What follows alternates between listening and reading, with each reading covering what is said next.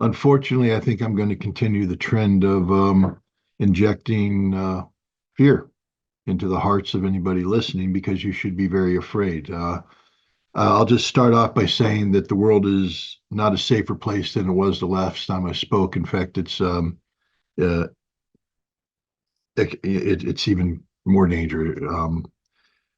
The situation in Ukraine continues to manifest itself in a manner which puts us on the cusp of immediate nuclear war, not something to be looking at the future. One stroke of the pen authorizing long range weapons built by NATO and the United States, targeted by NATO and the United States to be fired into Russia, will generate a Russian response that will lead us to a war between Russia and NATO, which will lead us to a nuclear exchange, which would lead us to a general nuclear war, which will kill us all. If you haven't read it, I would just advise everybody to go out and get a copy of Annie Jacobson's book, Nuclear War Scenario. I bought it last Sunday, read it twice in the same day, and I'm going to read it again because I need the message just to sink into every cell in my body that we are all going to die if there's a nuclear war. And if we don't change the policies that we have in place today, there will be a nuclear war. So your death is inevitable. I'm speaking to dead people. Now, normally that's a normal statement. We all will die. None of us are immortal. But I'm speaking to people who are going to die unnatural deaths. Every person listening here will die an unnatural death if we allow these policies to continue. But it's gotten even more dangerous because something that hasn't been heralded in the press is the fact that Iran is now a nuclear power. Now, Iran hasn't admitted this in so many words, but consecutive statements made by senior Iranian officials have certified that the fatwa that has been in existence since Ayatollah Khomeini's time is subject to reversal under certain circumstances. And one of those circumstances is when the enemy seeks to use a type of weapon against you, you can use that type of weapon against the enemy. Israel has nuclear weapons. Israel is threatening to attack Iran's nuclear weapons facilities. As Helga mentioned, these facilities, many of them are not conducive to conventional strike. So therefore, if you're threatening to strike the facilities to take them out, you're threatening to use weapons capable of accomplishing that mission, which means you're threatening to attack Iran with nuclear weapons. That is a statement of fact. It's not up for debate. It's just ask Donald Trump why he changed the American nuclear employment posture when he was president. And the reason why is he had to incorporate two new categories of nuclear weapons that were capable of destroying Iran's nuclear facilities. One is a variant of the B-61 bomb, which is a gravity bomb dropped by certain American aircraft, including the B-2 bomber. This B-61 variant was adapted to be a bunker buster, to have penetration capability, specifically designed to destroy Iran's underground nuclear facilities. We built the weapon, we deployed the weapon, and we have plans to use the weapon. So when you hear Donald Trump, the candidate, say Israel should hit Iran's nuclear sites, what he's saying is Israel should nuke Iran's nuclear sites because the only way you can hit Iran's nuclear sites is to use a nuclear weapon. And he can't claim ignorance on the matter because he personally signed off on the adaptation of America's nuclear employment plan to incorporate weapons that are nuclear in nature because they're the only weapons to take out the facility. So he is encouraging Israel to launch a nuclear strike against Iran. Last May, former foreign minister of Iran, currently a senior member of the Expediency Discernment Council, a senior decision-making body within the Iranian governmental structures, mandated by the Iranian constitution to provide advice to the supreme leader, said that basically Iran, even though this fatwa exists, the fatwa is reversible, and under certain circumstances, Iran could consider pursuing a nuclear weapon. This was echoed by a senior officer in the Iranian Revolutionary Guard Command this past summer, who said that if Israel attacks Iran with a nuclear weapon, Iran will develop a nuclear weapons capability. The Iranian parliament has debated the issue and has sent a recommendation to the supreme leader to withdraw from the Non-Proliferation Treaty and to begin building nuclear bombs. And the Iranians again have come out and said that if Israel threatens them with nuclear attack, Iran will build a nuclear weapon. Israel has threatened Iran with a nuclear attack. Declaratory policy of this nature isn't made in a vacuum, meaning that people who operate at the level of the people that I'm talking about, who are citing fatwas issued by the supreme leader, don't make these comments casually. In fact, none of them could make that comment unless it was cleared with the supreme leader. And the supreme leader isn't in the business of putting contradictory information out there. What is taking place is Iran's version of declaratory policy. Iran is putting the world on notice that it has nuclear weapons capability, and that if Israel attacks them, Iran will use this nuclear capability in retaliation against Israel. 3 or 5 Iranian nuclear weapons targeted against Israel will destroy Israel forever. And we don't know where it goes from that. We are very close to a nuclear war in the Middle East, very close. Where will it take us? I don't know. Vladimir Putin just met with the new Iranian president in Turkmenistan. Russia's been talking about and entering into security agreements with Iran. Iran is now a member of the BRICS community.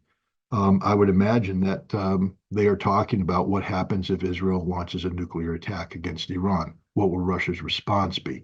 Given the cordial relationship, the shake of the hands, the smiles, it wasn't a conversation that was a difficult conversation for either of them, which implies that Russia has given Iran certain assurances. That means that if Israel attacks Iran, Russia will have Iran's back as they respond nuclearly against Israel. What will the United States do in that instance? Now we see a situation where the scenario is spinning out of control, moving away from a regional nuclear conflict to the potential of a global nuclear conflict. Ladies and gentlemen, we've never been closer to nuclear demise than we are today. Now we have it from 2 fronts. And the United States has been on record since the time of Barack Obama that if Iran develops a nuclear weapons capability, the United States will respond militarily. Iran has developed a nuclear weapons capability. What will the United States do? Donald Trump says that will never happen. It has happened, and he's one of the main reasons why it has happened, because he withdrew from the Joint Comprehensive Plan of Action, which was a treaty-like vehicle that put certain restrictions on Iran's program, allowed weapons inspectors to be in Iran, monitoring this program to ensure that Iran didn't convert a civilian project into a military project. But because we withdrew, the Europeans were never assiduous in their implementation. Iran was able to back away, legally so, from its commitments under the JCPOA to the point today where there is no JCPOA, and Iran is enriching uranium without restriction. They've enriched up to 60%. This is enough that can be justified because they use that 60% to produce fuel plates that are used in a research reactor, but it's far greater. The amount is far greater than necessary to produce fuel. What that means is that Iran will be able to take the 60% enriched uranium hexafluoride, use as a feedstock in advanced centrifuge cascades that are already in place in the underground facilities to rapidly convert 60% into 96 to 98%. This can happen in a matter of days. As I said, Iran already has the ability to convert this enriched uranium hexafluoride into metal. They produce metal plates for their existing Tehran research reactor. They could produce the uranium metal in quantities sufficient to create critical mass and generate fission. This is all that's necessary for a gun-type device. Iran doesn't need a sophisticated testing mechanism. Indeed, the United States built 2 bombs that were used against Japan during World War II.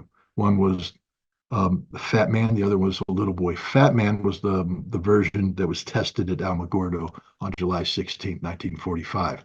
It was a plutonium-based weapon that used a sophisticated implosion apparatus. It had to be tested because it was all theoretical. The uranium gun design didn't have to be tested because it's very simple. It's not sophisticated. If you have sufficient highly enriched uranium, you can build a gun design that will generate 15 to 20 kiloton charge.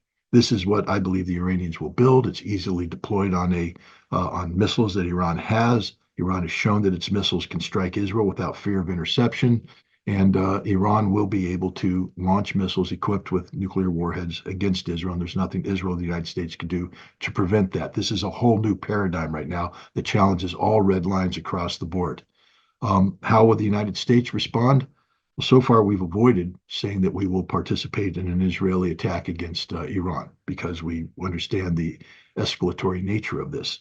But if Iran's declaratory policy appears to be pointing to the existence of a nuclear weapons program, will the United States now say we will help Israel? All that does is guarantee Israel's elimination as a modern nation state, and it also puts tens of thousands of American troops at risk, which means that if Iran threatens American troops according to our nuclear doctrine, this would create a sufficient justification for the United States to preemptively use nuclear weapons against Iran.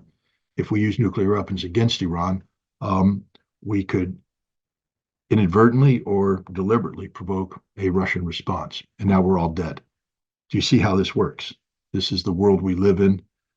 It's a world we may not be living in much longer. This vote coming up on 5th November matters, but it only matters if we can get the candidates to commit to policies to talk about walking away from nuclear weapons instead of doubling down on stupid, promoting existing policies that are leading us towards nuclear war. So it requires everybody to get up and vocalize. I know that Diane Sayre is holding an event in New York City on October 26th. The next day, there will be a brunch in New York City where we will have panels that will be discussing this. We'll be advertising that, but I would encourage everybody to attend the event in New York City on the 26th and then attend the brunch on the 27th. Empower yourself with knowledge and information, and then go out there and vote accordingly. Hold people accountable prior to the election and hold whoever wins accountable after the election. If we fail to do so, human nature being what it is, we will probably end up in a nuclear conflict before the year is out, and none of this conversation matters. Thank you very much for inviting me. It's been a pleasure to talk with you. Thank you, Scott. Just want to underline something that you had said about all these different candidates doubling down with stupid. I think it's important that everybody on this meeting not think about this election as a football game, which unfortunately it's how most people think about this stuff. Who do you like whom, and all this kind of nonsense. Every candidate should be gone after to stop nuclear war, all of them. We shouldn't be playing games around who do we like more or whatever. This is too risky of a situation to just let people run their mouths the way they've been doing. So thank you for saying that. I know Helga Zepp-LaRouche, she wanted to give a response. Please go ahead, Helga. Scott, you succeeded to scare me to death. We are trying to keep up with the developing intelligence, especially naturally before such a meeting. And, I was aware of the fact that possibility existed, but I was not aware that Iran did have succeeded in developing this capability, which if what you say is the case, indeed, we are on total red alert. Is there any way how that can be, put in front of the world public, like, for example, approaching the UN Security Council to hold a special session? Because I think, we can warn the world, but I think if it is at that point, I think it would require some institution like the UN Security Council to alarm the world. What do you say? First of all, Iran has not formally declared the existence of a nuclear weapon. Iran's nuclear material continues to be under safeguard and inspections by the International Atomic Energy Agency. What I'm saying is that Iran, by making declaratory statements of this nature, their ability to turn these statements from theory to reality is near instantaneous. It's not a large technological leap to have a nuclear device minus the fissile material ready to launch. And I believe Iran has this. Every indication through their statements implies that they are ready to respond immediately. Iran would, before they could actually have a declared nuclear capability, Iran would probably have to withdraw from the Nuclear Non-Proliferation Treaty. That's something that the Iranian parliament is urging the supreme leader to do right now. Once they make that announcement, then Iran can shut down the monitoring. The monitoring, the IAEA monitoring no longer has legal viability, and Iran can begin the immediate diversion of the highly enriched or the low enriched 60% in uranium to the uranium cascades, and literally within a matter of a day or two would have enough fissile material to convert to metal and then put into a warhead. So in less than a week, Iran can go from a policy decision to a usable weapon. And if you give them 2 weeks, they'll have 3 to 5 usable weapons. That's where we're at right now. But the Security Council can't take action on a theory because the IAEA would be called in and say there is no diversion of material. And it also raised the question of, what is prompting this threat? And the answer is Israel. And the last thing the United States wants is Israel's nuclear weapons capability discussed in the Security Council.